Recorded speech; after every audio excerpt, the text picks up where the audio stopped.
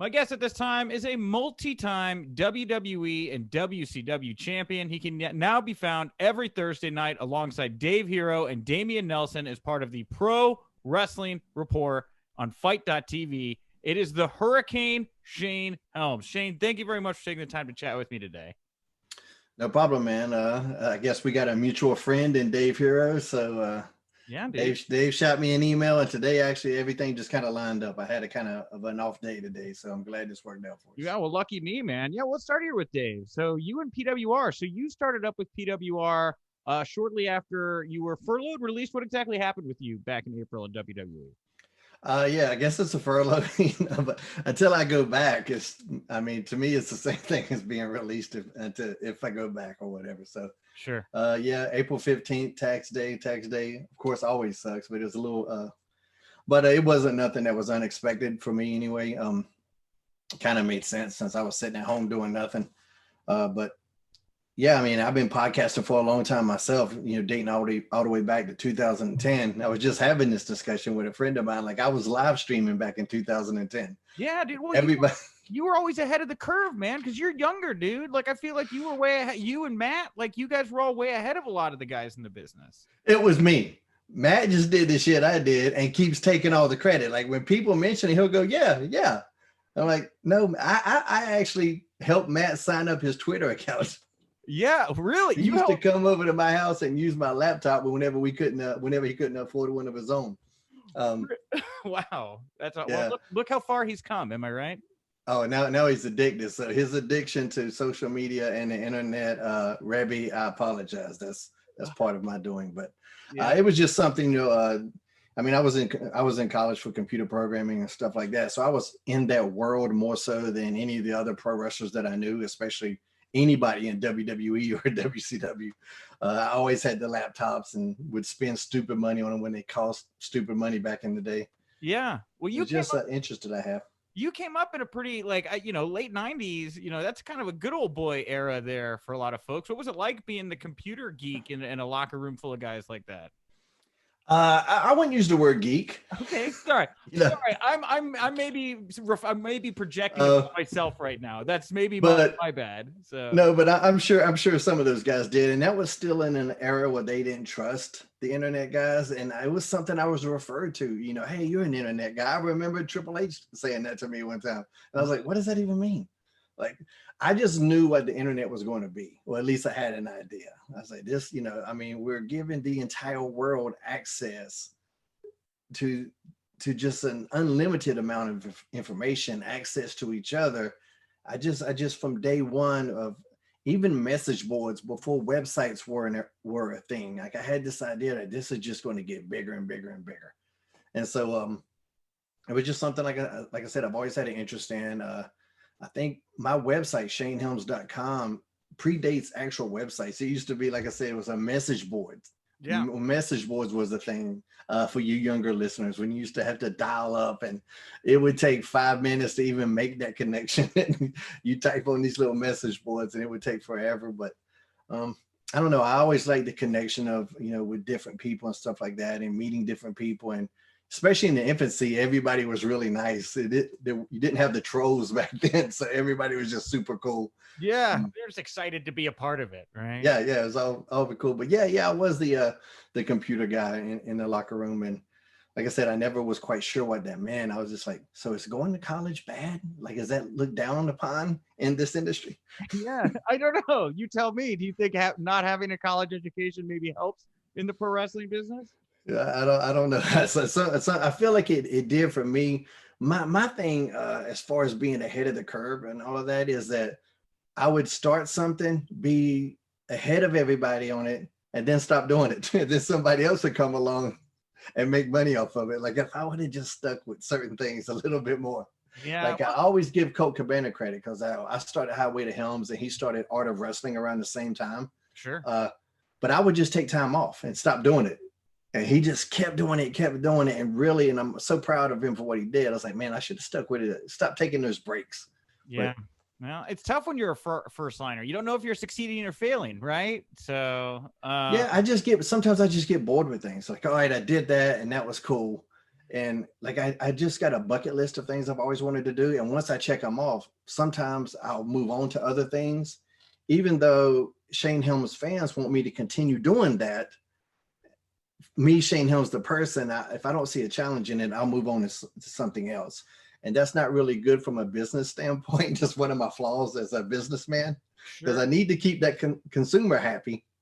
But if I'm not happy about it, it's hard for me to commit sometimes. A couple questions. I didn't have any anticipation of talking to you about this. We'll just go with the flow here. But like for you being a guy that's so in touch with like the web and fans and connecting that way, you were also just recently like this WWE producer. A lot of people complain that like WWE doesn't listen to like this loud, massive internet voice. Was there any frustration for you kind of seeing what web fans, internet fans wanted versus what was kind of going out with the TV product day to day, or no? I don't know about frustration, and there's no real data on how large that number is, in terms of social media. I mean, there's a lot of overlap with different channels and different mediums and social media. So it's really hard to tell how large that is. It does seem like the negative portion is just louder than the positive portion. Yeah. And that sometimes is what you have to deal with. But as an artist and a creator, you can't ignore the criticism, but you can't let it define yourself either. You have to accept that, hey, sometimes there's going to be people that just aren't happy. I had a conversation, I'm not going to say the name because it's an old timer that I have, not an older timer, but just someone a little bit older than me that I value their opinion, but they weren't a fan of the Savage Steamboat match. And I was just blown away by that. And I'm like, how? How? Yeah. How can this be a thing? And so like I say, so if you can find somebody that doesn't like that, you can find somebody that doesn't like anything, no matter what it is. Yeah. But the most weirdest thing about pro wrestling as an industry compared to any other form of ticket driven, venue is one of our goals is to actively piss off the audience. That's one of the goals. You can't get heat if you don't make them mad. And now because of social media, if you get good heat and you get mad, it generates a negative traction. Yeah. And that's a weird thing that the industry as a whole still hasn't figured out how to navigate.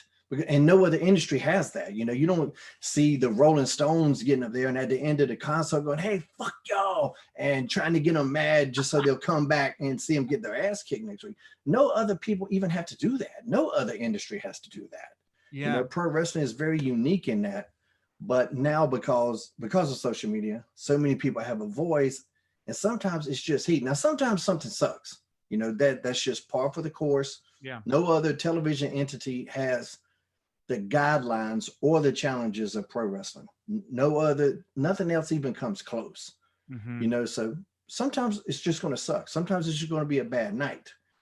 That's not heat, but I'm talking about even when you do get real heat, that's intermixed with the heat of it just sucks. And it's hard to tell sometimes. Does this person do they have a justified viewpoint or do they just hate everything? Yeah. That water gets really muddy sometimes. Do you think it's possible to take like, I don't like this heat, like this is not enjoyable and transfer it into like good heat that actually can put heat on a program? I'll use for an example here, like Retribution. A lot of people came out of the fence not liking this thing, and it gets booed and it gets heat and it gets hated. Do you think there's a way to channel that and turn it into like a positive kind of heat, or do you think it's like the wrong, I don't know, negativity towards it? It's kind of an abstract question, I guess.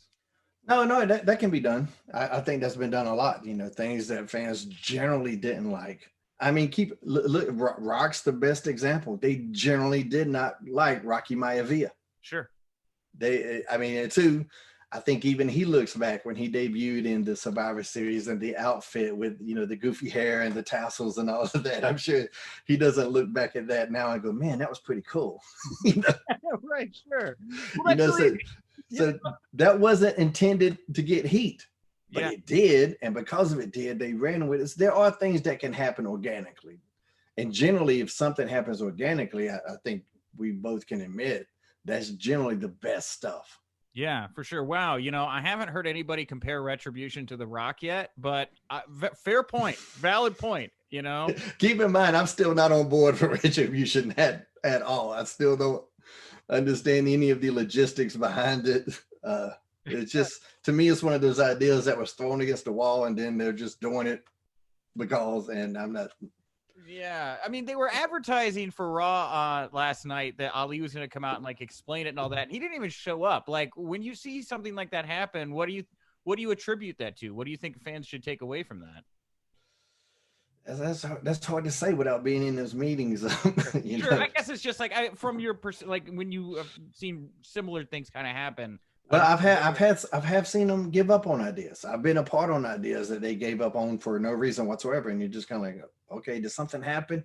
And people are, maybe producers are scared to tell you that. Like, as a producer, I always wanted to let my talent know, hey, this didn't work. You did this wrong, and not all talent is receptive to that, which kind of sucks. It's, as a professional, you have to be open to that, but not everyone is. Yeah. But I want to know if I did bad. What did I do that was bad? What did, let me know. I know what I did was good. I can generally hear the people. Yeah, right. I need to know what was bad, and I always compare this to like Stephen King. Stephen King is one of the most prolific writers of our time. Who knows how many books he's even written? He still needs an editor. He still needs somebody to go, hey, you missed a comma here. You need this. You used a semicolon when it should have been a really, whatever it is. He needs, and that's what a good producer can do. But the talent does have to be receptive to that. But this is kind of going all over the place. But sometimes if great. You don't, I love this conversation. Yeah, go ahead. Sorry. But if you don't hear that as a talent and then they stop using you, you're like, okay, what happened there? Something, we were going really good, and then they put the brakes on it, and nobody really knows why. And sadly enough, that's just something they do sometimes. I think creative sometimes gets bored of something. And like I was talking about with myself earlier, sometimes I got bored of doing something, and so I stopped it, even though my fan base didn't want me to. I think companies do that as well, and that's not just WWE I'm speaking of. That's all companies. They'll get tired of an angle or whatever. All right, I want to do something else, even though there's still an audience that's hungry for it. Yeah.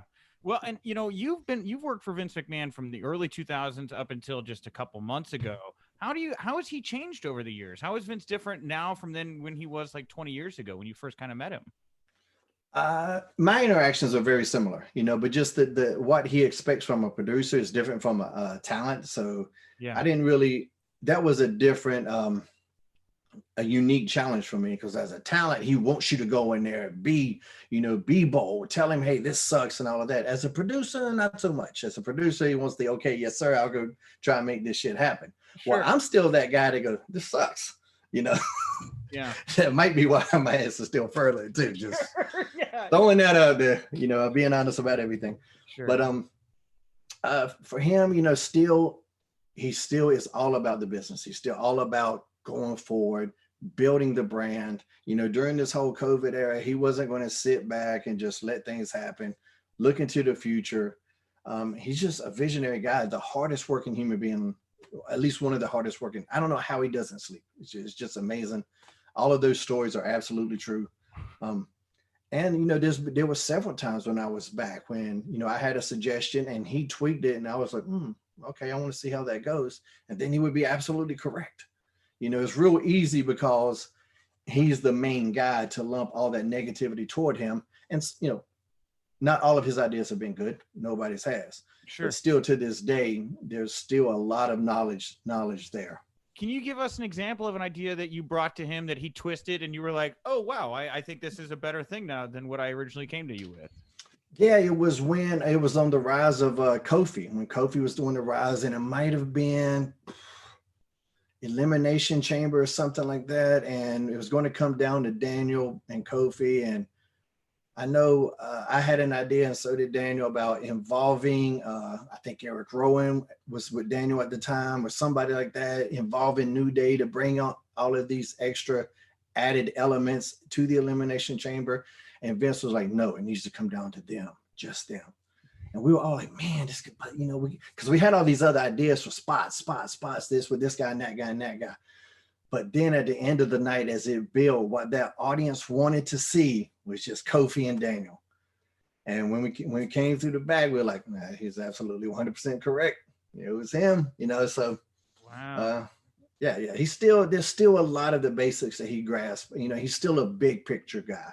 Yeah. And when a lot of us, and what I do with Pro Wrestling Report, we dissect the show by show by show by show. Right. Yeah. So talk to me. That's a good pivot here. Because one of the things I wanted to ask you is, having gone from a wrestler to being a producer to now being a pundit, obviously you've been podcasting for all these years and kind of letting your voice out, but being away, from all the companies kind of at the moment. How is it for you working with PWR and Dave and Damian and letting your voice out at the moment? Well, I've known those guys for years, and there's a couple of things. What I was going to say here too, real quick though, is that sure, as probably what you guys do on wrestling with a show, you're going to look at Raw. You're going to look at that episode of Raw and that's just it. But there's a much bigger picture. It's just like a book. If you dissect every single chapter of a book, there's going to be some chapters that just aren't that good. Yeah. They're setup chapters to set up something down the road. Sure. But Vince is always a bigger picture guy, and sometimes he might like things that are going to happen on this episode. And he's like, we'll fix it later. And he's just that bigger picture guy. And like when you're focused on that segment, and as a producer, whether I have one or two segments of that night, sometimes I would lose focus of what was happening on the other show. But you got to be careful about that because I want this segment to be the best because that's my segment. Right. When you're the guy on the top of the mountain and has to look at everything, you're just going to have a different perspective. Okay, yeah. So now back to your question. Sure, yeah. I've always liked talking about wrestling, and I still watch it as much as anybody I know. And I think if people that follow me on social media know, I'm constantly talking about it, whether it's, and I follow the indies, and that was something that I was doing from my first run in WWE. I still stayed up to date with what was going on and everything. And I think that's important in the industry. I'll talk to people sometimes like, hey, dude, do you still watch the project? And they'll go, no. And I'm going, I find that fascinating that you don't have any interest in the industry that you're trying to excel at.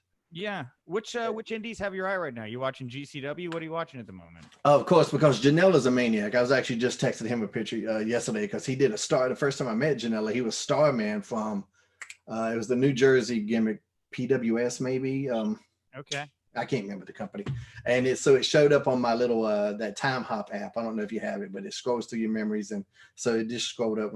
And so I know they did that. They just did the big collective thing that a bunch of different shows. And I just got a lot of friends that, and not even, not like close personal friends, but people that I've become associated with through social media, which is one of the beauties of it.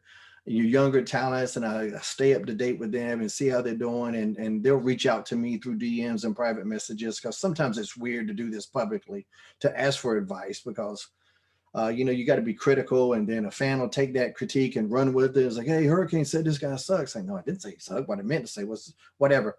Yeah. And so I have a ton of private conversations with indie talents, like, okay, we'll try this and then do this.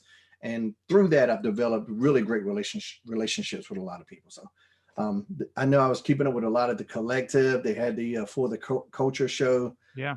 So there was just a ton of people that I was keeping up with this whole weekend when that was going on. Yeah, man. Yeah, of course, Bloodsport was this past weekend, Yeah, Josh, I just posted a clip today of a show I did in Japan, which very few people know about. I worked for IGF shortly before my motorcycle wreck, and that's kind of what curtailed my dealings with that company. But yeah, that's where I became friends with Josh at. And so I knew about Bloodsport. I know a couple people that was on that show as well. So what do you think of that Bloodsport concept? Because we saw Raw Underground. I've talked to Josh a little bit. Obviously, they liked it. Yeah, right. Would you do it? Would you get in there and let Davey Boy Smith Jr. smack you around for 10 minutes or so? At 46, no. Younger Shane, I got 22 amateur gold medals. So if you put me in there with somebody my size, younger Shane would have been all about it. But with the motorcycle wreck, my ankle's fused in place. So anybody grabs my ankle, I'm tapping before they get the hold in place.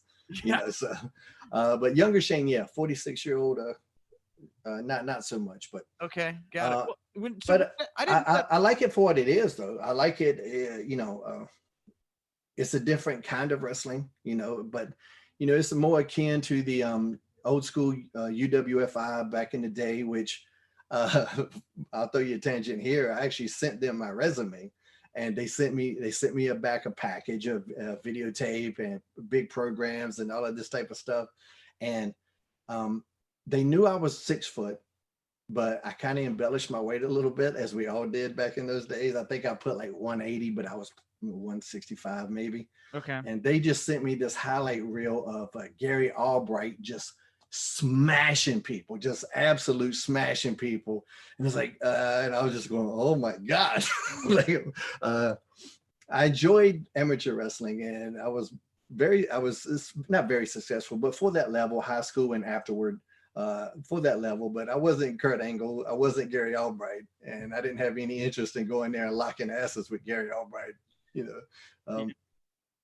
But yeah, I don't even know how we got off on that part. But Bloodsport, yeah. Bloodsport. I was asking you what you thought of that concept. I didn't know Yeah. that you had that background, because I would imagine young Shane Helms would have probably loved to have dived into Raw Underground then too, and like let people know outside of your background. Well, you didn't get to see a lot of that part of my skill set when I was Gregory Helms, because it didn't fit the character, and that's something that gets lost on so many of the experts that watch wrestling. You know, they didn't understand that I had to wrestle down to make the Hurricane work. Like how I went from Sugar Shane, who was one of the best lightweights in the world, right? Or light heavyweights in the world. Now I'm doing this Hurricane character. And it's like, yeah, man, but he just, you know, he doesn't wrestle the same. Yeah, because I'm in a cape and a mask, and I need to make these people believe that I'm a superhero, or that I think I'm a superhero. I can't be out there German suplexing and doing all this like really nifty wrestling, because I would try that and the fans wouldn't respond. Yeah. You know, but then I do the pose and the thumb and the choke slam and they go crazy. I'm like, okay, this is just going to be different. So then when I did the heel turn as Gregory Helms, and I brought a lot of that back, like even to the point where I had Arn Anderson come up to me and he's like, damn, I forgot how good you were. Yeah. And I was like, did I outwork all you guys? Like, did y'all not understand what I was doing? Like for me, I compare it to the same Tom Hanks that did Big is the same Tom Hanks that did Philadelphia. It's the same guy. Sure. You know, but I just had to put out a different skill set to make the Hurricane work, because it was a really difficult character to make work. The only thing I had to compare it to was the Undertaker. Yeah. You know, and by default Kane, but they got a much different push than the Hurricane got. So I had all the challenges that they had with nowhere near the assistance from the creative side. So it was super difficult for me to make that work. You were more like the Fundertaker. You know, fun, yeah, a lot more fun. Yeah, more fun, similar to Undertaker. I get that. I actually see that. You know, one of the things while we're talking about the Hurricane here, and I've got you a couple minutes over here. I hope you don't mind if I kind of follow up on that just for a moment. Dude, keep going. I ain't got nowhere to go tonight. Great, wonderful. But you know, I remember you back at the Hurricane. You know, you had Rosie by your side, right? Superhero in training. And you know, he's obviously the older brother of Roman Reigns, or is the older brother of Roman Reigns, part of the Anawahi family. I didn't know if you had any memories of like young Roman being around when you were with Rosie, and like kind of what you think of the work that he's doing right now over on SmackDown with Paul Heyman. Well, first of all, I love what he's doing right now, and this is kind of been one of those. I couldn't wait for this to happen. Yeah. The Paul thing caught me by surprise. That actually added something to it, because like I said, I just didn't expect that. But I really like this new level and edginess to him, because Roman is a badass guy. You know, it's a tough guy. He's got this fantastic look, but the fans, because of just how they are, like they'll clamor for something, and then when you give it to them, they're shoving it down our throats. Right. Yeah. So we have the weirdest relationship with our fan base ever. But you know, I mean, I met Roman a couple times, Joe, when he was younger, when I was teaming with Rosie, but nothing like where we hung out or anything like that. And just a few brief meetings. So that's why it was like when I went back in 2018 for the Rumble appearance, that's when all those pictures, this one specifically made the WWE website. Oh, yeah. And because we just had that talk, and he, Rosie had passed by this point, and it was tough for both of us. And like, he favors Rosie. They favor each other so much. And so like when I see him, and then there was that moment of, wow, he looks so much like him. And that just, it just brings up all these emotions. So he's just a guy that I like a lot. I'm very fond of that whole family. Just so many great memories of so many different members of that family. So yeah, I have a crazy connection with that family, and I'm very proud of it. Well, and one of the last things I want to bring up, and this came to my mind earlier, so I'm going to kind of call this back to the beginning while we were talking all the internet stuff. You know, as somebody who's been so ingrained in like being ahead of the curve with that, we broke the news over the past couple of weeks about these edicts that WWE's been putting out to talents about their cameos and their Twitch channels and stuff, trying to bring that all under their umbrella.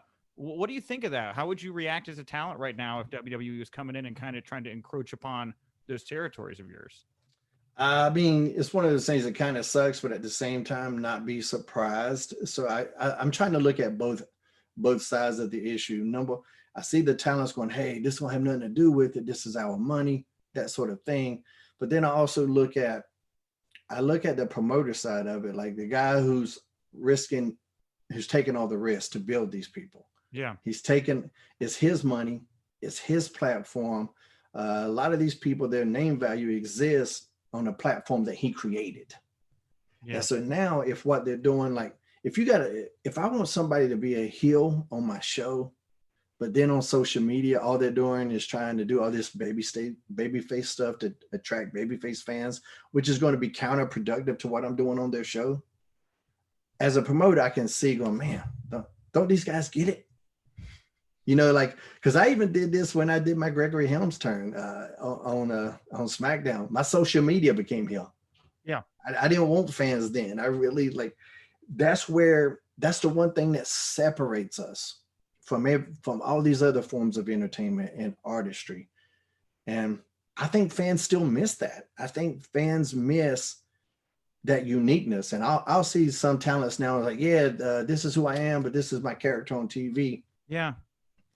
Well, that's not what wrestling fans want from us. I mean, that's one of the things that makes us unique. When a wrestling fan sees me, they still see Hurricane. You know, when I see Tom Hanks, I see Tom Hanks. I never think about a character he is, but when fans see me, they see Hurricane. When I see Steve Austin, I see Stone Cold to this day. Yeah. You know, he's been in movies, he's been in talk shows, but we still see Stone Cold. Yeah. You know, so I think if your social media is counterproductive to who you are on the television product, I can see a promoter not liking that. Yeah, for sure. The biggest promoter, especially if he's the one that built you. Okay. So you think it has more to do about kind of reining in the content that's going out and less to do about the kind of money that they would be taking in from cuts of these various third parties? I think that's one part of it. Okay. The other part of it, I think, is the money. It's like, hey, they're making money off a name I built. Yeah. You know, so I kind of can see both of it, but I think they just need to work together, because if there are other ways and avenues to make money, and that the talents can help, you know, make these things possible, then they can work together. Hey, I brought this to the table. Give me a little bit more chunk of the change here. Sure. You know what I'm saying? You know, I remember, like, I used to write these blogs and on my website, and we get all these hits. And then the WWE, they had the WWE Universe at the time, which was their version of what social media was. Okay. Because they tried to create their own MySpace, but they couldn't control it, or their own Facebook, but they couldn't control it because people are just insane. They're going to post whatever they want to, right? Yeah. But I remember they wanted me to write blogs for that. And I was like, okay, well, if you're getting ad revenue, then I should get a piece of that, right? Okay.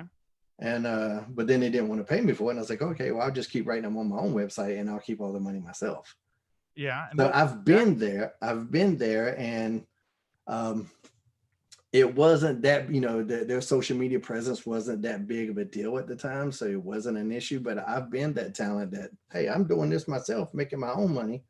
If you want a piece of it, and I was like that, if you want me to do this for you, I need a bigger piece of this pie here. Yeah. And what was their reaction to you taking your ball and going back to your website while you were still, like, you know, doing shows and everything? Was that? Well, it was their web, like I said, their social media thing, and it wasn't a WWE network. It just wasn't that big of a deal. Yeah. Okay. I think they're just like, all right, we'll just try to get somebody else to write them. Yeah. Write particular blogs or whatever. But I was just like, anything I do that generates revenue, I should get a piece of. Yeah. Okay. So I see that as a talent, but I also see that as a company that going, hey, like, if they wanted me to stop doing, I think there was a point where they didn't want anything WWE on my website. And I was like, okay. And I remember redesigning it so that all you saw was my face and stuff like that. You never saw a WWE image, but fans and everybody, I had so many images, it didn't matter. Yeah. And I was just like, okay, I won't advertise the company I work for. If y'all think that's doing the right thing, I won't do that. Okay. And I said, y'all are going to be fine. So, I mean, it's a weird, tricky situation, but I don't have a clear-cut answer, but I see the arguments on both sides, and I don't know who's right or wrong, you know. Yeah, it seems like the way you're phrasing it, it's like this is going to always be an issue, right? There will always be another platform, there will always be another outlet, and there will always be another conversation between promoter and talent regarding those things. Is that fair to say? Yeah, and when you sign somebody to an exclusive deal, I mean that whole part of that exclusivity is you only want people to have access for them on your show. Yeah. But so this person goes out and give access of themselves on all these other platforms, then that kind of goes away from what you're trying to do. And some of those contracts, especially now, when nobody's really working a lot, there's not a lot of live events, but some of those downsides are still pretty good. So when you got people making a lot of money to do very little, and now they're going out and diluting their worth by exposing themselves from a different platform, I can see how that would bother WWE. All right. Not saying that what they did was the right approach, because I really don't know all the black and white about it at all. Sure. But it sounds a little like you need to do what I tell you to, is what it sounds like. But I don't know. All right. Well, fair. Well, Shane, I want to thank you for your candor. Again, if you enjoyed Shane's punditry and his insights, you do this every week. Head over to Pro Wrestling Rapport Thursday nights over on Fight.tv alongside Dave and Damian. Shane, thank you for the time, man. I would love to have you back down the road. This was a really fun chat. I didn't even really ask like 90% of the stuff I wrote down. I just enjoyed picking your brain. So this is exactly how I still do Highway to Helms too. It's exactly how that podcast goes. I'll get on, I'll plan to talk about something. It not once ends up where I wanted it to, because it's just how my brain works. I apologize. No problem. Well, I will, before we wrap up the interview, is there anything else you want to plug, promote, put over here for the fans out there? Like I say, at ShaneHelms.com is what I'm on, cross-platform, all the platforms. ProWrestlingTees.com/Shane Helms. See this nifty Shane Helms shirt I got on. That's about it. I don't know. You can buy these things on Pro Wrestling Tees too. Oh, that's great. These little fat head gimmicks. Good. There's going to be an exclusive new one coming out too. I think they're only going to make 500 of them. So okay, get them while you can.